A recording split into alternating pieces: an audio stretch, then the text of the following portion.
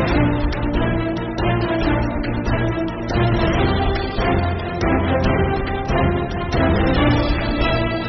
आवाज से आज मुलाकात कर रहे हैं फोर्टिस के अध्यक्ष सुरेश जी अग्रवाल साहब से। सुरेश जी अग्रवाल साहब फोर्टिस को लास्ट 9 साल से केयरिंग कर रहे हैं अध्यक्ष के रूप में, और फोर्टी एक विभिन्न व्यापारी संगठनों का एक समूह है जिसमें 20,000 व्यापारी डायरेक्ट रूप से जुड़े हुए हैं और 2 लाख से अधिक व्यापारी इससे इनडायरेक्टली जुड़े हुए हैं। सुरेश जी साहब, आपका स्वागत है आपकी आवाज पे।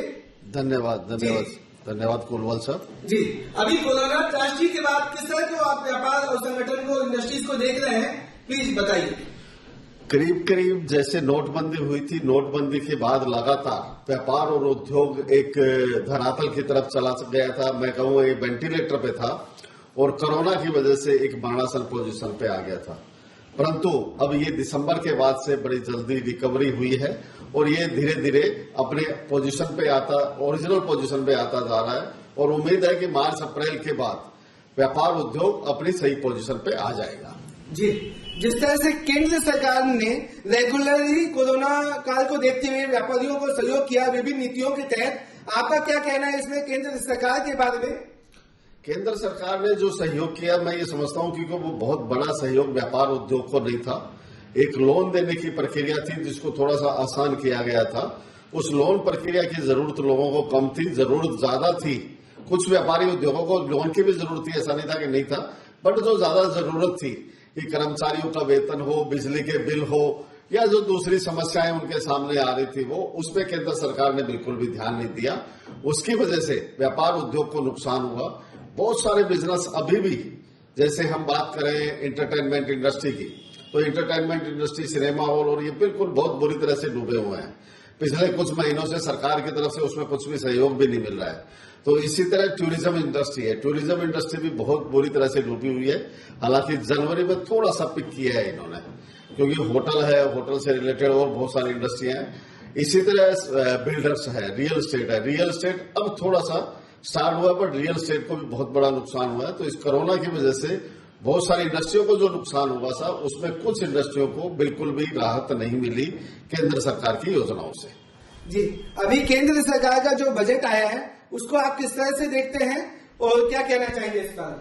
केंद्र सरकार का बजट जो इस साल आया है वो करीब केंद्र सरकार ने जिस स्टेट में चुनाव होने हैं उन स्टेटों में प्लस किसान आंदोलन, तो ये जो बजट है करीब चुनावी और किसान आंदोलन के भेंट चढ़ गया।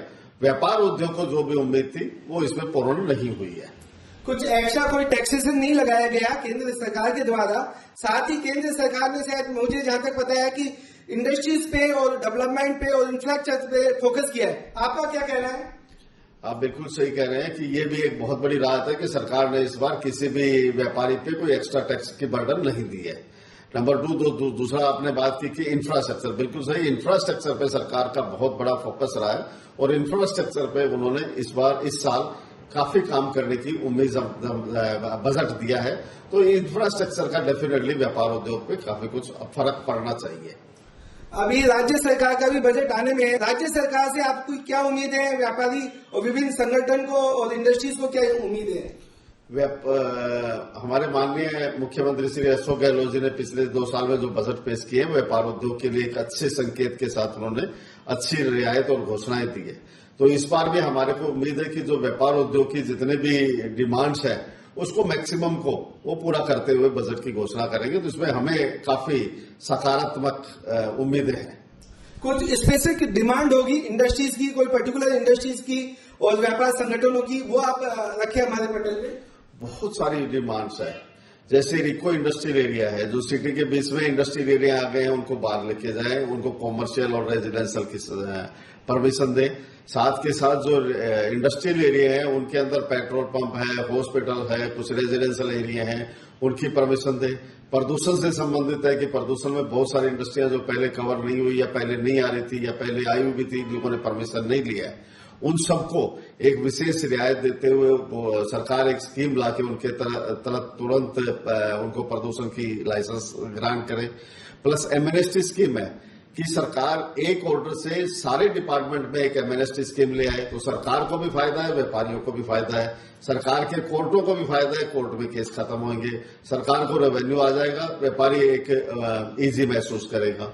इसी तरह व्यापार कल्याण बोर्ड जो पिछले 4-5 साल पहले बना था, उसका इम्प्लीमेंटेशन आज तक नहीं हुआ है। तो हमारे को ये भी उम्मीद है कि इस बार व्यापार कल्याण बोर्ड का डेफिनेटली सरकार इस पे करते हुए और इसको घोषणा करेगी। जी, जो स्पेसिफिक इंडस्ट्रीज की बात की, आप सिंगल विंडो की कई बार बात होती है और कुछ सरकार ने, स्टेट गवर्नमेंट और सेंट्रल गवर्नमेंट ने कुछ चीजें की है, लेकिन अभी तक सिंगल विंडो सिस्टम जहां तक है फुल तरह से वजूद में नहीं आया और इम्प्लीमेंट नहीं हुआ। आपका क्या कहना है इस पे? आप बिल्कुल सही कह रहे हैं। सिंगल विंडो सिस्टम सरकार बहुत पहले ले आई थी, पर सिंगल विंडो सिस्टम में कोई भी काम प्रॉपर तरीके से, वही सरकारी दफ्तरों में लोगों को चक्कर काटने पड़ते हैं। और सरकार का सिस्टम सिंगल विंडो में, जैसे अभी इस सरकार ने माननीय मुख्यमंत्री जी ने पिछले साल घोषणा की थी और जो एक नियम बनाया था कि कोई भी आदमी कृषि के अंदर, कृषि की जगह पे इंडस्ट्री लगा के काम चालू कर सकता है, तो वो एक अच्छा कदम सरकार की तरफ से सराहनीय कदम है। इसके अंदर सिस्टम साथ के साथ ये लाना चाहिए कि जो पहले भी इंडस्ट्रियां जो नॉन इंडस्ट्रियल एरिया में लगी हुई है, उनको भी हम परमिशन देंगे, उसके लिए एक स्पेशल न्यूडल ऑफिसर बना देंगे। ऐसा नहीं हो कि अब व्यापारियों के मन में शंका आने लगे कि 5 साल बाद, 3 साल बाद जब परमिशन लेने की प्रॉब्लम आएगी तो परमिशन में प्रॉब्लम नहीं आनी चालू हो जाए। तो सरकार को एक न्यूडल ऑफिसर बना के एक नियमावली बना देनी चाहिए कि इस नियम के तहत आपको ऑटोमेटिकली, अगर आपको परमिशन नहीं मिलती है तो परमिशन मानी जाएगी अगर आपने कागज पेश कर दिया है।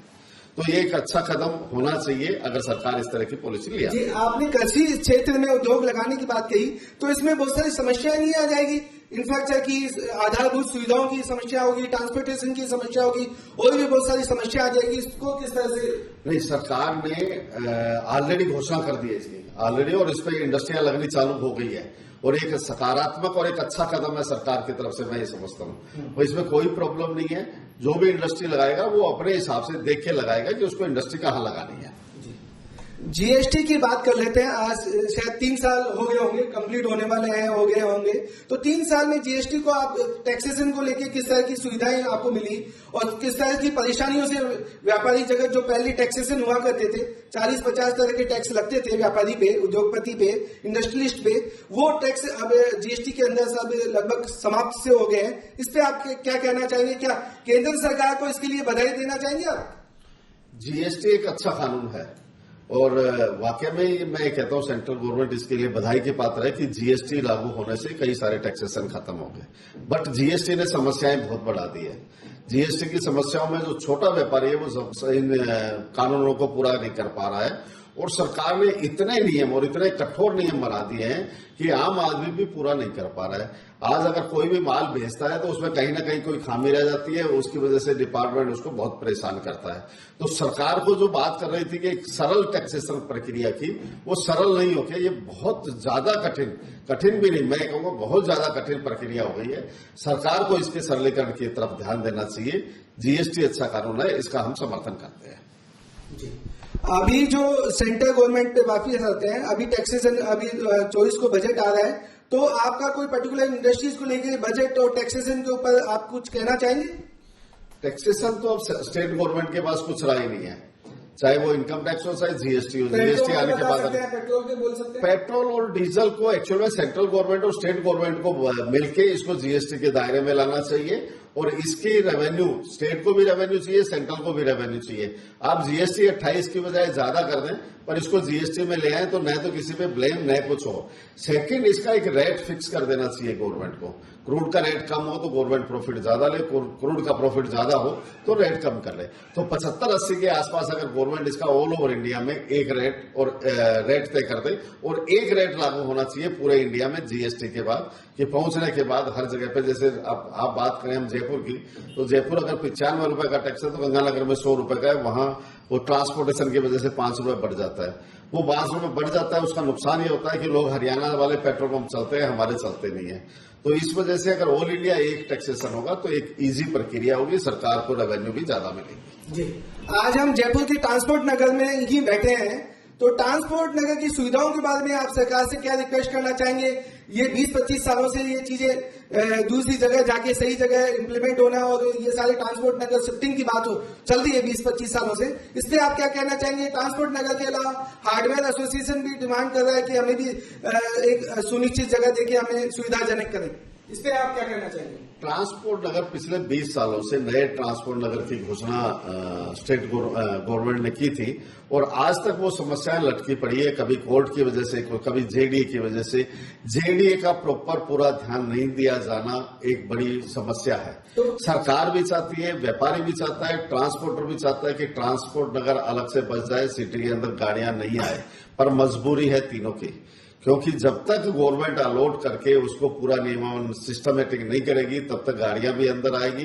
गाड़ी अंदर आएगी तो परेशानियां ट्रैफिक पुलिस को भी है, आम आदमी को भी है। तो सरकार को, जेडीए को जल्दी से जल्दी इस योजना को लागू करने के लिए इसकी व्यापारियों के साथ बैठ के इस समस्या का समाधान करें और उनको जगह अलॉट करें। जी, कोई ऐसा ट्रैक नहीं हो सकता कि कोई फास्ट ट्रैक जैसे अदालतें होती है वैसे इनको जितने भी व्यापारी संगठन है, जयपुर की बात कर रहे हैं, तो जितने भी व्यापारी एसोसिएशन है, संगठन है, वो एक साथ मिलकर ग्रुपिंग होके जेडीए के पास जाए, मिनिस्ट्री के पास जाए और उनको समाधान की ओर देखे। ऐसा आप 40 के अध्यक्ष भी हैं, विभिन्न व्यापारी संगठनों को आप देख रहे हैं, तो इस मामले में आपका क्या कहना है?